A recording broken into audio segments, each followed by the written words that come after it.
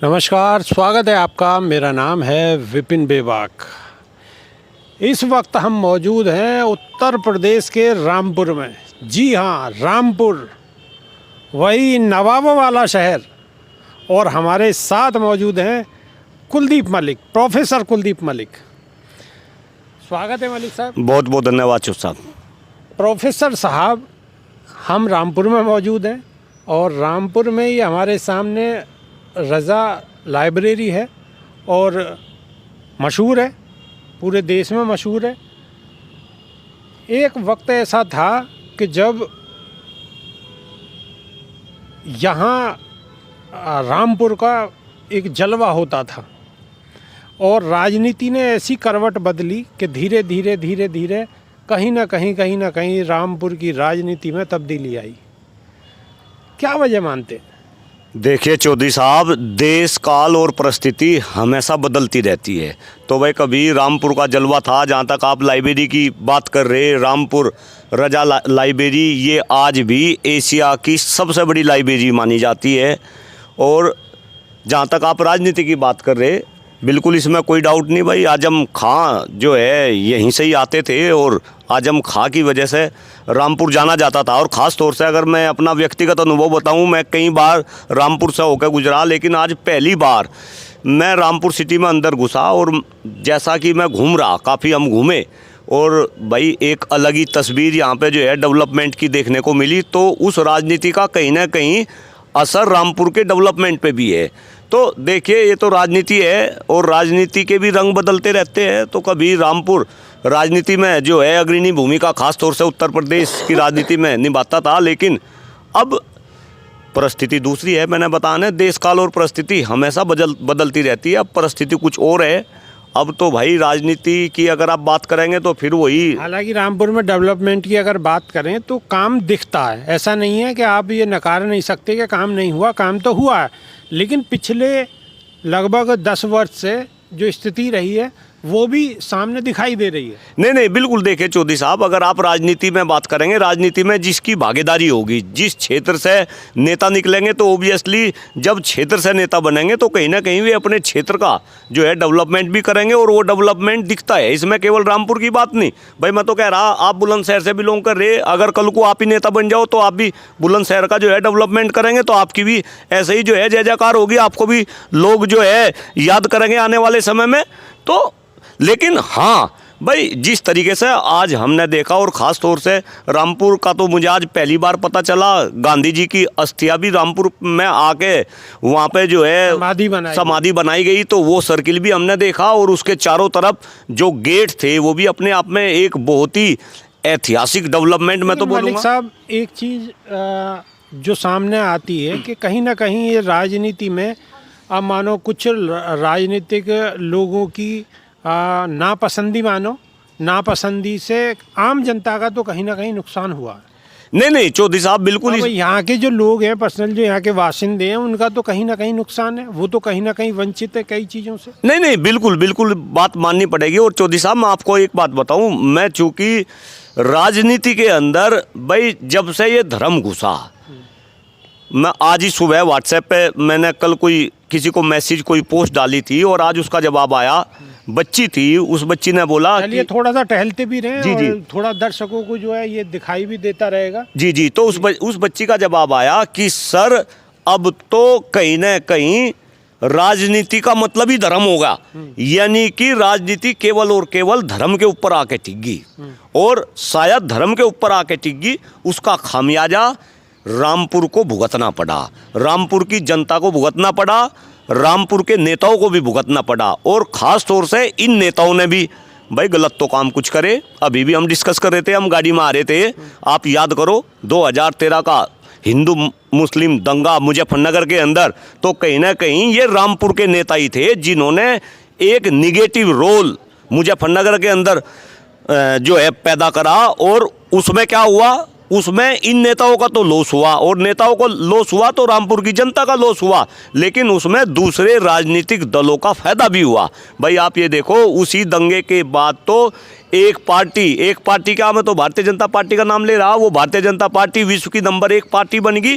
तो कहीं ना कहीं रामपुर के जो नेता थे उन दंगों में उनका भी मतलब अगर कहीं ना कहीं एक चीज कही जाए कि एक छोटी सी भूल राजनीति में, एक छोटी से छोटी भूल बहुत बड़ा नुकसान कर देती है, सदियों का नुकसान भी कर देती है, ये भी कहा जा सकता है। नहीं, बिल्कुल, ये तो जीता जागता जो है उदाहरण है भाई। अगर उस दंगे को जो है अच्छे तरीके से कंट्रोल करा जाता, क्योंकि देखो हम तो भुक्तभोगी है और मैं तो बिल्कुल बिंदास आदमी, मुझे ये बोलने में कोई संकोच नहीं है, क्योंकि आजम खां उस समय में जो है यूपी के जो है अखिलेश यादव के बाद में दूसरे नंबर के नेता आते थे, लेकिन कहीं ना कहीं उनकी भूमिका गलत रही। उस टाइम पर तो उन्हें कुछ फायदा होगा, लेकिन आज जिस तरीके से ये रामपुर, ये समझो कि कहीं ना कहीं अपने बदहाली के आंसू रो रहा, ये मैंने देखा। चूंकि हम पूरे रामपुर में यहाँ पे घूम लिए तो उसमें कहीं ना कहीं के नेताओं की जो है गलत भूमिका। और चौधरी साहब एक बात हमेशा ध्यान रखो, ये तो विधि का विधान है, प्रकृति का नियम है, जो जैसा करेगा वो ऐसा भरेगा, जैसा हम बोवेंगे वैसा हम काटेंगे। अगर लेकिन मलिक साहब फिर वही बात आती है कि मानिए किसी एक राजनीतिक शख्स ने अगर कोई गलती कर दी या भूल हो गई, भूल हो भी सकती है, भूल भी हो सकती है, जान के भी हो सकता है, तो उसकी सज़ा कहीं ना कहीं आम जनता को भुगतनी पड़ रही है। वो सबसे बड़ी बात है कि गलती करी एक शख्स ने करी, लेकिन उसकी जो उसका खामियाजा जो है आम जनता को भुगतना पड़ रहा। नहीं, बिल्कुल ये बिल्कुल गलत है और बिल्कुल गलत है, ऐसा राजनीति के अंदर होना नहीं चाहिए। अभी आप देखो, और अगर हम राजनीति की बात करें तो स्वच्छ राजनीति भी की जा सकती है। नहीं बिल्कुल भाई, राजनीति में कोई ज़रूरी है कि वो राजनीति गलत तरीके से ही की जाए, सही वे में भी राजनीति करी जा सकती है। नहीं, सही वे में ही राजनीति होनी चाहिए भाई। आप राजनीति के अंदर ये हिंदू मुस्लिम जाति धर्म संप्रदाय के चश्मे से राजनीति को क्यों देखते हैं? लेकिन हो क्या रहा, अब तो सारी की सारी राजनीति जो है धर्म पे टिक रही, जाति पे टिक रही। आप चौधरी साहब, आप किसी भी क्षेत्र की बात करो, आप देखिए कितना बड़ा दुर्भाग्य है, अगर कोई मुस्लिम बहुल्य क्षेत्र है, कोई भी राजनीतिक दल वहाँ मुस्लिम प्रत्याशी कोई टिकट देगी, मुस्लिम कैंडिडेट को टिकट देगी, वहाँ पे कोई हिंदू कितना ही अच्छा काम कर लो, इसके बाद अगर कोई हिंदू बहुल्य क्षेत्र है, कोई मुस्लिम वहाँ कितना भी अच्छा काम कर लो, वहाँ पे हिंदू को टिकट मिलेगा। और अब हिंदू में भी घुस जाओ, सपोज मैं मुजफ्फरनगर लैंड से हूँ, मुझे जातियाँ आ जाए, फिर वहाँ जातियाँ आ गई। मुजफ्फरनगर में भाई अगर जाट बहुल्य क्षेत्र है तो वहाँ किसी जाट को ही टिकट मिलेगा। अगर कोई ब्राह्मण अच्छा है, कोई दूसरे जाति का अच्छा है। लेकिन एक चीज़ और भी आ गई है, एक चीज़ ये भी आ गई है कि जहाँ जिस जाति का वर्चस्व है जी, यानी कि ज़्यादा संख्या में अगर है तो अदर जाति को उनके सामने खड़ा कर दिया जाता है। नहीं, यहाँ बिल्कुल हो गया। ये देख लो, अभी आपने हरियाणा का एग्जाम्पल देखा नहीं भाई? हरियाणा में जो चुनाव हुआ वहाँ पे एक कम्युनिटी के खिलाफ सारी की सारी जाति जो है कर दी गई और भारतीय जनता पार्टी उस चुनाव को जीत गई। अदरवाइज ये तो भारतीय जनता पार्टी वाले ही नहीं मान रहे थे कि हरियाणा में ये चुनाव जीत जाएंगे। खुद आप देखो, मोदी जी की बात करो, मोदी जी तो वहाँ केवल 4 रैलियाँ जो है करने के लिए गए। अदरवाइज मोदी जी तो जिस राज्य में भी चुनाव होते हैं ताबड़तोड़ जो है रैलियाँ करते हैं।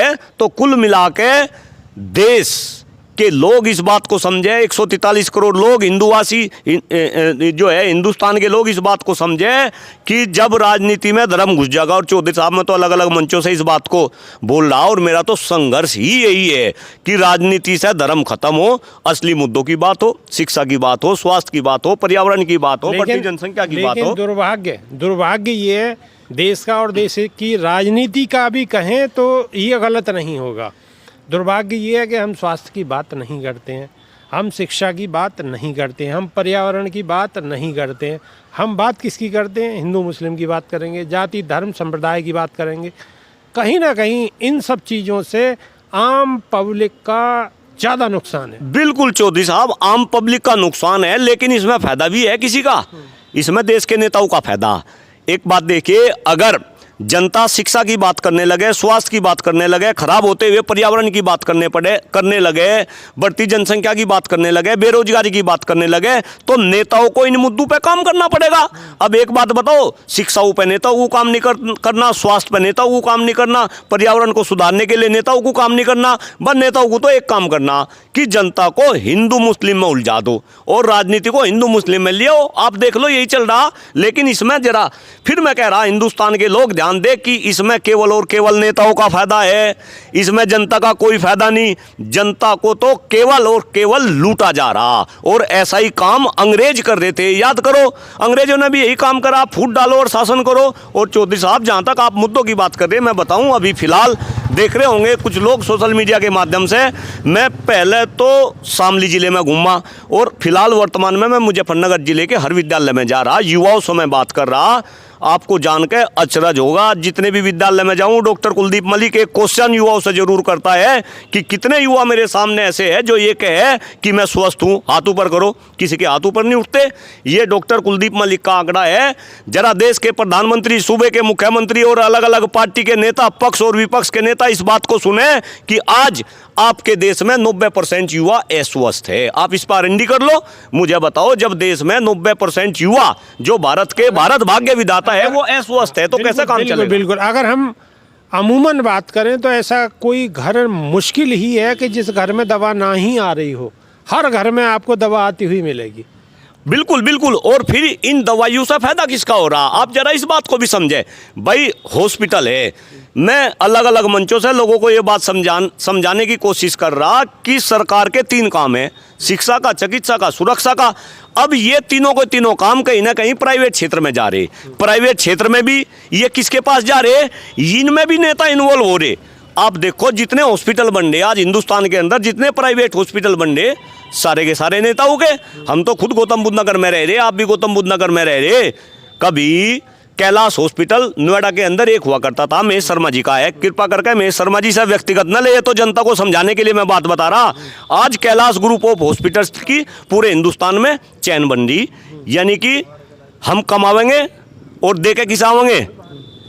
कैलाश हॉस्पिटल को। कैलाश हॉस्पिटल किसका? नेताजी का, महेश शर्मा जी का। यानी कि महेश शर्मा जी की झोली को हम भरेंगे, और फिर महेश शर्मा जी किसकी झोली को भर रहे? वो भारतीय जनता पार्टी की झोली को बन रहे। तो कहीं ना कहीं ये जो चक्र बन रहा, इस चक्र को जनता को समझना पड़ेगा। और अगर इस देश को आगे बढ़ाना, कहीं ना कहीं इस चक्र को तोड़ना भी पड़ेगा। चौधरी साहब, बिल्कुल, चक्र को कहीं ना कहीं तोड़ना पड़ेगा, चीज़ों को समझना पड़ेगा। राजनीति में बदलाव आना आवश्यक है, वरना आने वाले समय में देश के लिए बड़ी मुसीबत खड़ी होने वाली है। तो हमारे साथ प्रोफेसर कुलदीप मलिक ने अपनी बात को बड़ी बेबाकी से रखा है। अब इजाज़त चाहते हैं। अगर आपको कुछ सत्यता लगी है तो वीडियो को प्लीज़ लाइक, शेयर और चैनल को सब्सक्राइब अवश्य करिएगा। बहुत बहुत शुक्रिया, धन्यवाद।